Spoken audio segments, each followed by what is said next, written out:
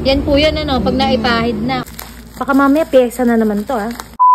Nilinis na nga ni Yuji mga binaklas niyang pyesa kay Elverde at kay Amarillo. Kinabukasan kasi ay pupunta kami sa isang sponsor sa amin ng repaint ng dalawang motor na ito. Sa totoo lang, nung wala pang Raider si Yuji, chinat na nga ako ng mga taong ito at ang sabi nga nila, pag daw nagkaroon ng Raider si Yuji, sila na daw ang bahala sa repaint. Tapos nga, pati si Amarillo ay dinamay na rin nila sa repaint at sila na nga rin daw ang bahala.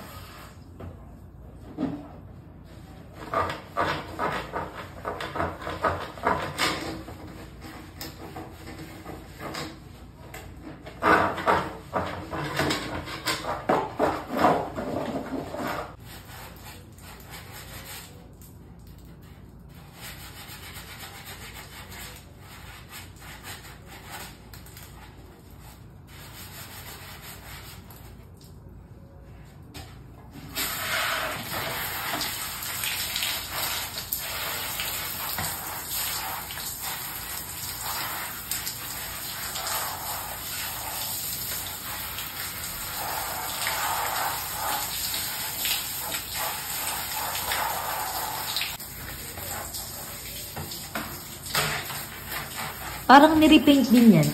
Oo, wala na po. Wala ko yung dating kulay na sir.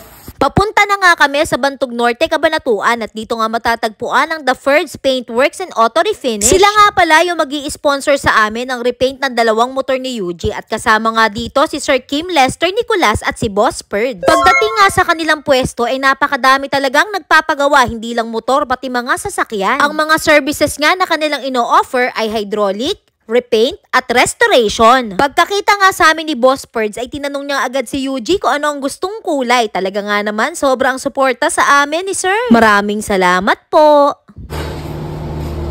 Pa? Anong kulay? Yuji, Alika, ano bang kulay?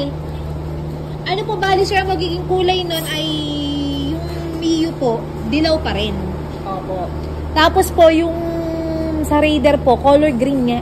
Kasi Yung po share pangalan. po sa akin ni Green, Tinulungan nga kami ng mga staff ni Boss Ferds na buhatin yung mga kaha ni Elverde at ni Amarillo. Kung napansin nyo nga doon sa mga nakaraang vlog namin, ito nga yung kaha na bigay ni Boss Daryl kay Yuji. Original na 5BB kaha nga siya para sa Mio Sporty. Kulay dilaw pa rin nga ang kulay ni Amarillo pero nga ihahawig namin ito sa catalog color ng Yamaha. Tapos nga si Elverde ay iba rin naman ang kulay. Color Elverde nga, so ibig sabihin green. Diabeto. Bigay ng mga ng dealer ng JR20 Gabiskaya yan eh. si ano? Si Boss Daryl po. Tapos ito naman po yung sa Raider niya, pero repaint na rin po yan. Opo. Repaint na rin ba yan? Oo, blue siya dati. Yan po yan, ano, pag naipahid na. O, ayan siya na Yuji eh. Tapos lalagyan na lang natin na yellow marking nakalagay. Yuji, pakita mo sa camera ko ano yung tsura niya. Ayun. Carbon naman. Kakarbonin ko yung carbon daw, sir. Gastos na naman.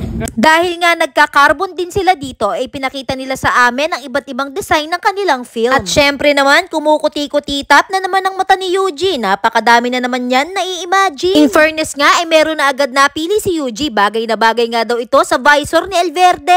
Yuji, bagay lang, pero wala ako sinasabi magpapakarbon. Papagawa. Tingnan niya natin kung bakit. Ay, match, no? Ganda. So, mag-ano naman. Ito, maganda. Oo, hindi pa nga nare-repaint. Sasakalin kong sumo. Gaganyan na lang natin ito. Anong film? Ano ba? Nako. At ayan na nga, binigyan pa ni Boss Ferds ng carbon si Yuji. Maraming salamat, sir. Kayo muna bahala sa aming mga kaha. 2,000 years later. Bagong parcel na naman. Hindi pa man din nakakatapos.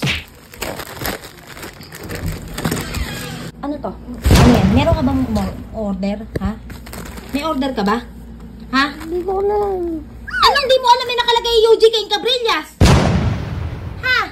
Yan. Hindi sa ito ha? Siguraduhin mo hindi sa ito ha?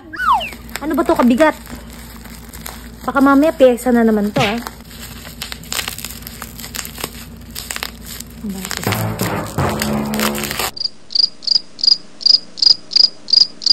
Yuji, ano ba to? Baga na Daddy, ang mahal. 200 plus. Baga, magkano lang kilo sa palengke? Hindi sa ito.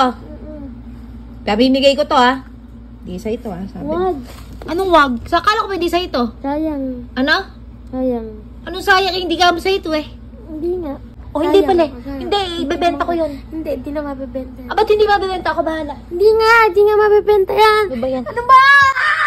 Hindi nga mabibenta yan. Hindi. Hindi nga mabibenta.